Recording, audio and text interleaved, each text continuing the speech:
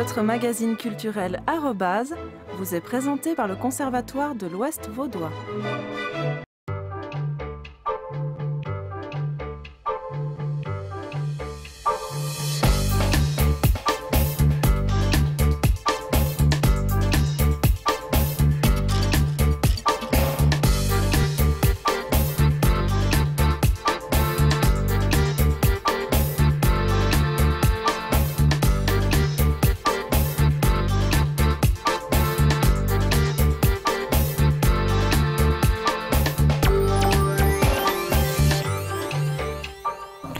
Bonjour à toutes et à tous. Dans votre émission culturelle Arobase, je vous propose aujourd'hui de partir à la découverte de la Suisse de 1815 par le biais de la nouvelle exposition temporaire du château de Prangin. Coupe, montre, bijoux, un graveur de la région nous dévoilera les secrets de son métier. Mon invité du jour est une personne qui ne doit pas vous être totalement inconnue. Je ne vous en dis pas plus, il me rejoindra à la fin de cette émission. Mais pour commencer, cornet, trombone, saxhorn ou encore tuba, le monde des cuivres est assez méconnu du grand public. L'ensemble de cuivre Melodia a été créé par des amis vaudois en 1960. Depuis, chaque année, l'association organise son concert annuel. Le 4 avril prochain, Melodia se produira au Théâtre Grand Champ de Gland. Je suis partie à Prévrange assister à leur répétition.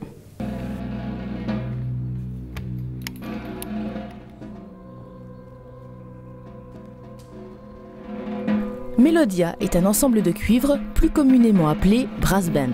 Il est composé de jeunes musiciens, tous issus de leurs fanfares respectives. 2 catégories sur 5 sont présentes au sein de l'association. L'ensemble A, dans la plus haute catégorie, et l'ensemble B, au 3e niveau.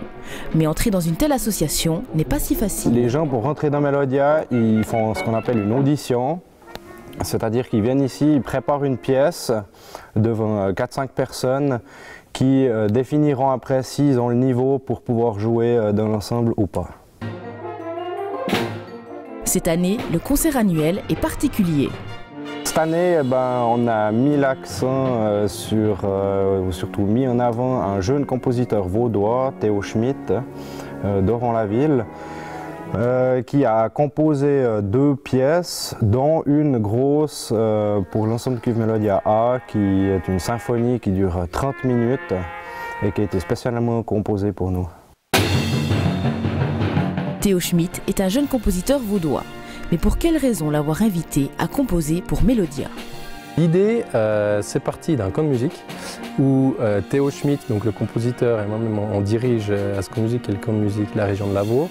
Et puis il m'a approché à cette occasion-là en me disant « j'aimerais composer une pièce pour Melodia ». Alors ni une ni deux, je dis forcément on est intéressé, donc vas-y, donc il s'est lancé.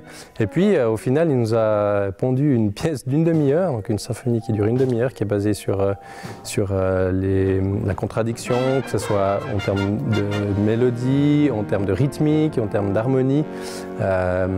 Et puis c'est une musique qui est assez proche, je dirais, d'une musique de film, donc c'est aussi quelque chose qui est très abordable par tout le monde. Donc voilà un petit peu l'histoire de cette composition. C'est parti d'une amitié lors d'un camp de musique, en fait.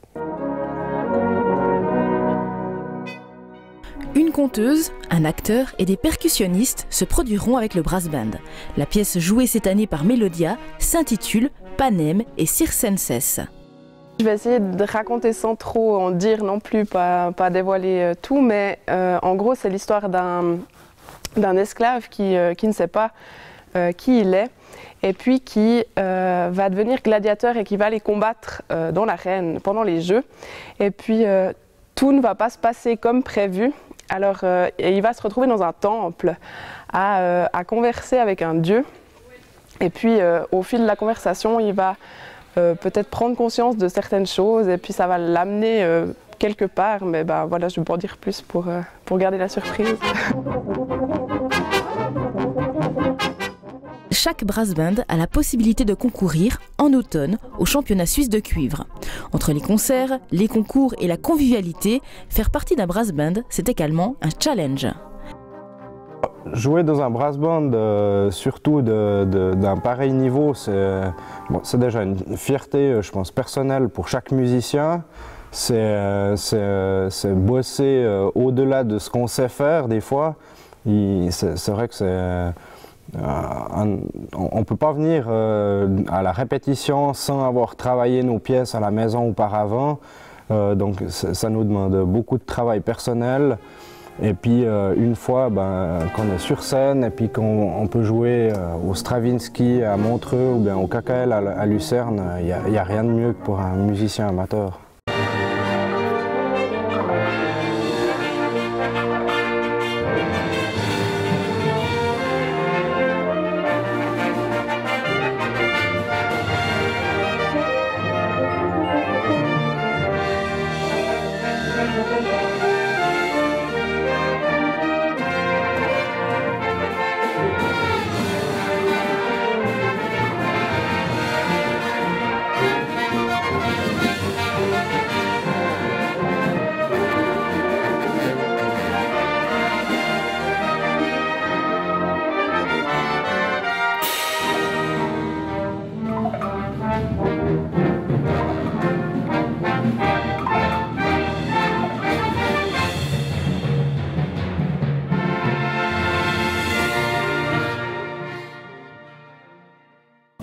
Plus d'informations sur le spectacle Panem et Circenses et sur l'association au www.ecmelodia.ch. 3 cantons célèbrent cette année le bicentenaire de leur entrée au sein de la Confédération. À cette occasion, le château de Prangin propose une exposition temporaire de l'Helvétie de 1815 intitulée « La Suisse redessinée de Napoléon au Congrès de Vienne ». Partons à la découverte de cette exposition qui met en lumière la Suisse nouvelle.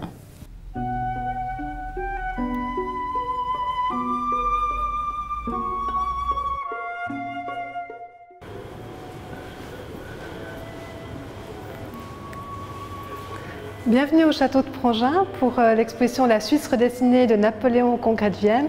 L'exposition commence avec cette gravure tirée d'un journal populaire, un almanach suisse, où l'Europe est symbolisée sous la forme d'une belle grande femme avec une robe que les princes victorieux de Napoléon sont en train de redécouper. Et c'est donc une image emblématique de l'exposition. La Suisse redessinée de Napoléon au Congrès de Vienne explore la création de la Suisse nouvelle, dotée de nouvelles frontières, qui sont toujours les siennes aujourd'hui. Cette exposition traite du Congrès de Vienne et des conséquences majeures que le Congrès de Vienne a eues sur la Suisse.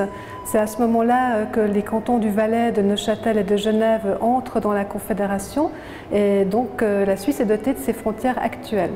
C'est aussi dès ce moment-là que la neutralité est discutée et va être concédée à la Suisse, reconnue sur le plan international pour la première fois. On a choisi des objets phares qui sont vraiment des très beaux portraits. Il y a un buste de Napoléon Bonaparte, il y a le portrait d'Alexandre Ier, mais aussi des objets de la vie quotidienne, donc un certain nombre d'objets qui peuvent être intrigants, mais aussi on a tout un dispositif. On a fait des micro-trottoirs dans les cantons du Valais, de Neuchâtel et de Genève, et on a fait des interviews de spécialistes de quelques minutes qui ont à cœur de vulgariser leurs connaissances, d'en faire part au public. Le terme de restauration, dans son acception politique, est attesté dès le XVIIe siècle en Angleterre, où il signifie le retour des Stuarts. C'est en 1815 que les grandes puissances reconnaissent la souveraineté et l'indépendance de la Suisse. La neutralité de la Suisse n'est pas une volonté propre de la Suisse. Il y a eu déjà par le passé, il y avait des États neutres. La Suisse avait une neutralité, on pourrait dire, de circonstances. Et puis en 1815, c'est justement de la volonté des puissances extérieures qui veulent en faire, elle est au cœur de l'Europe, et ils veulent en faire un État tampon entre cette France révolutionnaire, impériale, qu'on veut maintenant vraiment contrôler et éviter de nouveaux conflits, et l'Autriche et les autres puissances européennes. Donc elle joue vraiment un rôle extrêmement important, et c'est quelque chose qui lui est donné en fait, de l'extérieur, selon les circonstances. La Suisse de 1815 comptait 22 cantons.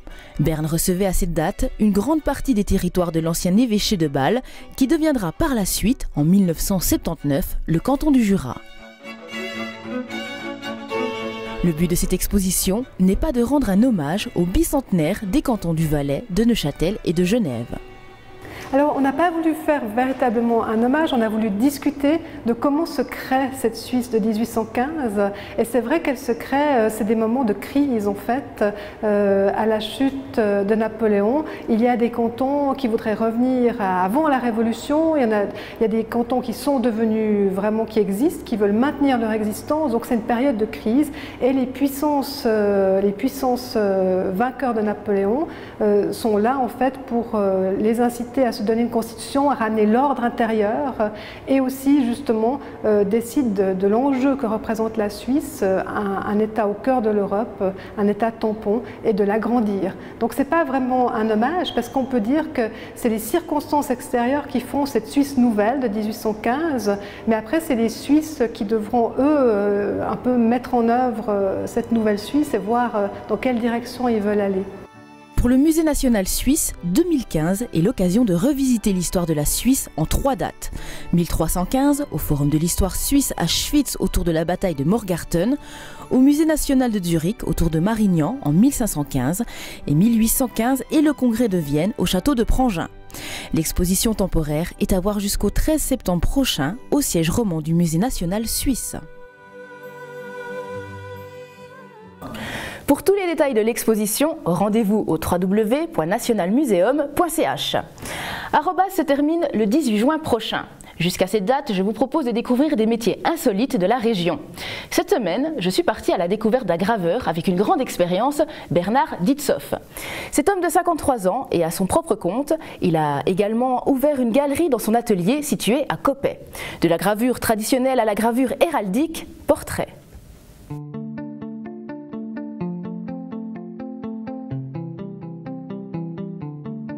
Je suis devenu graveur un peu par hasard, même beaucoup par hasard. Il y a quelques années, donc déjà plus de 30 ans maintenant.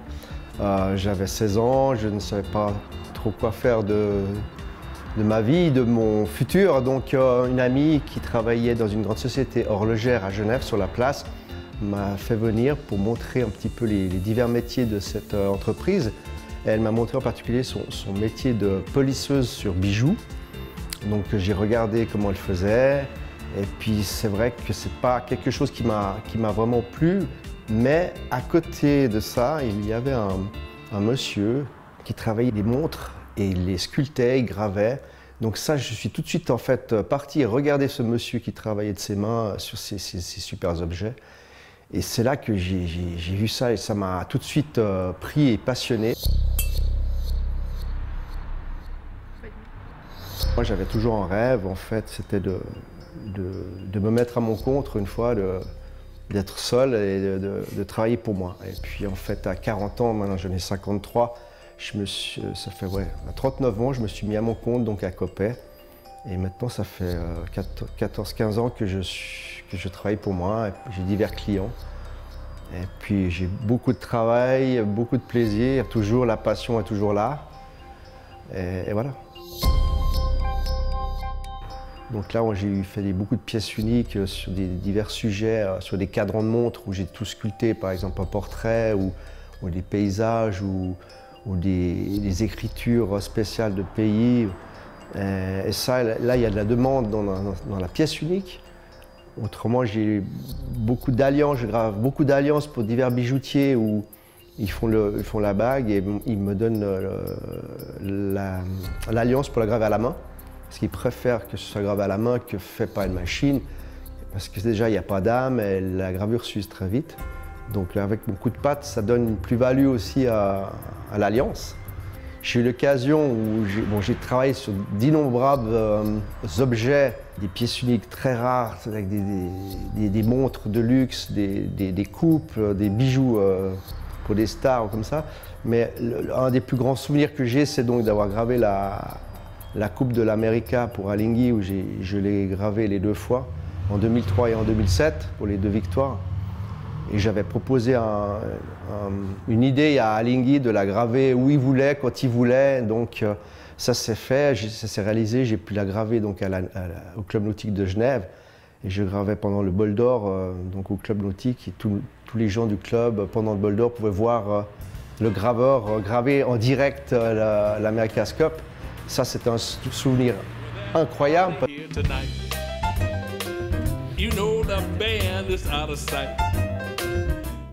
Alors le futur, c'est un petit peu flou. En fait, depuis que je fais ce métier, il a toujours été flou le futur.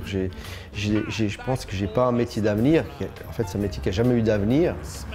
Parce qu'à l'époque, quand j'ai commencé, en fait, il y avait les machines qui arrivaient. Il y avait toutes sortes de machines qui prenaient la place de la main du graveur. Mais en fait, il y a toujours eu quand même de la place pour la main parce que il y a beaucoup de choses qui se font en pièces uniques où il faut l'œil du maître, le savoir-faire. Donc ça, c'est clair que la machine ne le fait pas. Donc maintenant, il y a le laser depuis quelques années, qui est encore une technologie nouvelle où ils font des choses fantastiques. Mais curieusement, chaque jour, je me dis, mais j'ai toujours du travail, quoi. Pourquoi? Parce que je pense que je sais pourquoi, c'est que je suis sérieux, je suis toujours à l'écoute de mes clients, je suis rapide, je fais toujours l'impossible pour eux, donc je sais un peu tout faire, donc c'est pour ça que je dure, je pense.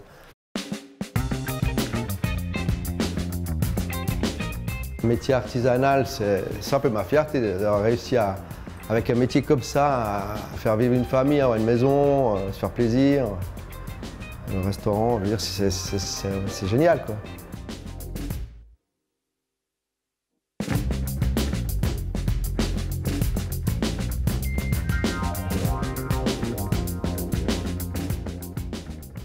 Je vais vous annoncer une personne connue sur Nyon Région Télévision. Si je vous dis brun aux yeux bleus, grand avec la voix de Jean Reno, vous me dites Marc Decoster. Bonjour Marc. Bonjour. Et bienvenue, j'ai presque envie de te dire, dans ton émission, vu que tu l'as créé, produit et réalisé pendant près de 5 ans, c'est ça? Oui, enfin produit, non, c'est plutôt Orca Productions qui l'a produit. Mais tu l'as réalisé et créé quand même, d'accord. Et en fait, c'est pas anodin si tu es là aujourd'hui, c'est parce que ton DVD est sorti. Mais juste avant de parler du DVD, je vais te poser la question que tout le monde se pose. Qu'est-ce que tu deviens? Alors, qu'est-ce que je deviens professionnellement, donc? Oui. Ouais. À moins que personnellement tu t'es marié entre deux, non, je sais pas. Déjà, je travaille en partie à Vision du Réel, où je suis en charge du concours Réflexe, qui est le concours pour les 12-26 ans, hors école de cinéma, ce qui est un très beau projet. Ensuite, j'ai des projets de radio dont je ne peux pas encore parler parce que rien n'est assuré pour l'instant. Et sinon, j'ai évidemment des projets de films. D'accord. Ouais. C'est ce que tu fais en ce moment, en fait, plein de projets ouais. En tête. Et donc le DVD de Retourne-toi est enfin disponible. C'est un film qui est sorti donc en 2009, un film que tu as écrit, réalisé et produit. Oui. Mais quel est en fait le message que tu as voulu faire passer par ce film? Est-ce que c'est plutôt nos démons nous poursuivent toujours, ou alors quoi qu'on fasse, tout est pardonnable? Alors. Bon, donc c'est l'histoire d'un couple qui se déchire suite à l'accident du mari et qui finit paraplégique. Du coup, ce couple est en train de sombrer et la femme, Barbara, jouée par Virginie Meisterhans, décide d'organiser un petit week-end en amoureux dans un chalet à la montagne, histoire de tenter de se rabibocher, quoi. Mais les choses ne se passent pas vraiment comme prévu, il y a un amant qui s'invite dans l'histoire, et en plus de ça, il y a des braconniers qui chassent jour et nuit autour du chalet. Et les choses vont finir assez dramatiquement. Exactement. Voilà.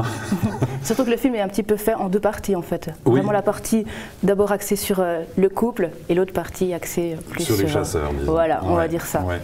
Donc à la fin, quel est le message en fait? Alors le message, déjà moi j'aime pas le dire clairement, mais j'aime bien laisser le choix, justement. Du coup je suis très content que tu poses cette question, tu vois. Parce que justement, est-ce qu'on a le droit au pardon ou pas? C'est ça la thématique. En fait, la thématique du film, c'est une question, c'est pas une réponse. En fait. D'accord. Donc voilà. Mais disons, l'idée, c'était surtout d'aborder l'infidélité, de parler aussi de la virilité, enfin, d'une certaine image de la virilité, et effectivement d'aborder le fait d'avoir des démons et qu'est-ce qu'on fait de nos démons. Donc très bonne question. Et en fait dans le DVD on trouve donc un making-of, on trouve un bêtisier où on voit qu'il n'y a pas toujours tout qui se passe comme prévu, surtout quand il y a un chien. Il y a une interview, également un clip de Jérôme Gillard qui a donc coproduit la musique. Et d'ailleurs la musique est très excellente en fait dans le film. La réalisation... il est très bon Jérôme Gillard. Ouais, alors là on le ressent vraiment dans le film et tout. On trouve d'ailleurs ses compositions sur iTunes et les gens devraient aller jeter un petit œil et une oreille. Pour continuer, la réalisation, elle est bonne, le scénario et les dialogues, ça c'est selon les goûts en fait. Et c'est donc ton deuxième long métrage qui est donc sorti, je rappelle, en 2009, tu en as fait 3 en tout. C'est un long métrage en fait que tu es aussi devant la caméra, donc dans tous tes longs métrages, tu es devant et derrière la caméra. Pour quelle raison ? Parce qu'au départ, je crois que, déjà tout petit, j'avais envie j'envisageais d'être comédien. J'ai fait un bout du conservatoire de théâtre de Lausanne, mais j'ai arrêté en route parce que voilà, j'y ai pas trouvé mon compte. Finalement, je suis allé à l'ECAL. Par contre, cette envie de jouer, elle a toujours été là. Et je pense que voilà, il y a l'envie de jouer, il y a le fait, peut-être de l'ego, je pense, comme chez beaucoup de comédiens, j'imagine. Et puis, je pense que c'est vraiment une super façon de s'exprimer dans différentes directions, en fait. Et tu penses que tu pourrais un jour jouer justement devant un autre réalisateur que toi ? Alors ça, je ne sais pas, parce que justement, comme je me considère pas comme un comédien, mais comme quelqu'un qui aime jouer, donc... mais si on te propose, tu vas accepter ? Je serais très tenté, ouais. D'accord. Donc à noter si jamais. Ouais. Et souvent, donc, même pas souvent, en fait tous tes films, j'ai l'impression qu'ils tournent autour toujours de 2 axes, la sexualité et la violence. Pour quelle raison ? Parce que j'ai une image de l'être humain qui va un peu dans ce sens-là, et je trouve que justement, l'époque qu'on vit... Tu n'es donc pas philanthrope. Non, mais disons, moi j'aime bien l'être humain, mais je trouve qu'il y a un côté de l'être humain où c'est une bête en fait. Je trouve que voilà, c'est un animal quoi. Et quelle meilleure façon de parler d'une bête que d'aborder la reproduction et la violence quoi. Je veux dire la violence justifiée ou non, pour autant qu'on puisse la justifier. Mais est-ce que pour toi c'est aussi une façon de faire ouvrir les yeux aux gens sur ce côté bestial qu'on a en nous ?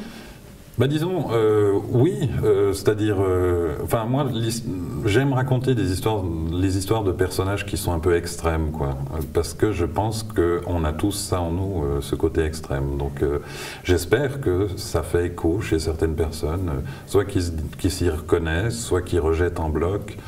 Parce que justement, le premier Erwan, par exemple, ça a vraiment été très divisé. Il y a des gens qui avaient été vraiment très choqués.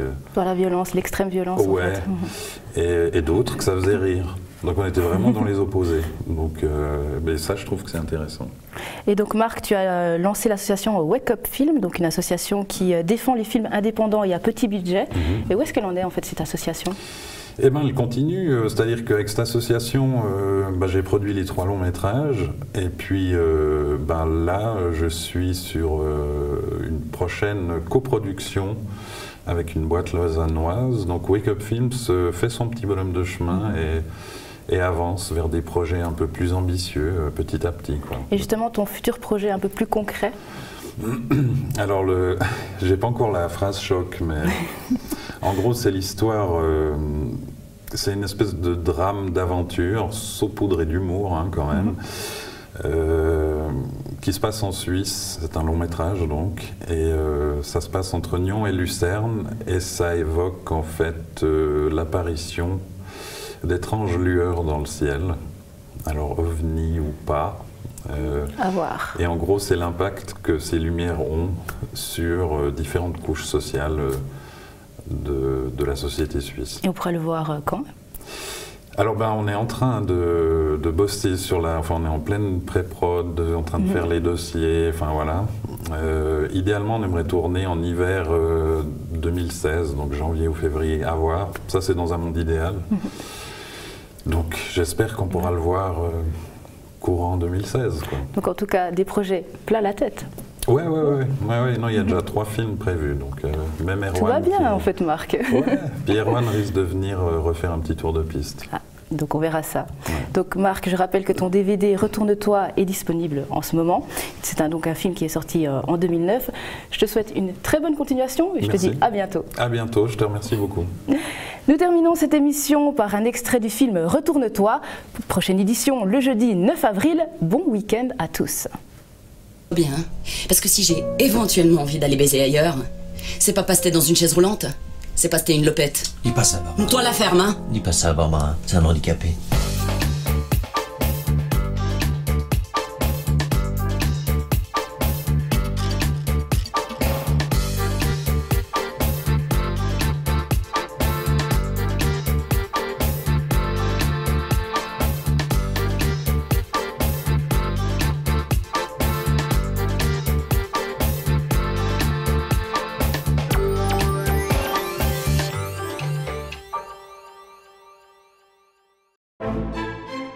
Votre magazine culturel Arobase vous est présenté par le Conservatoire de l'Ouest Vaudois.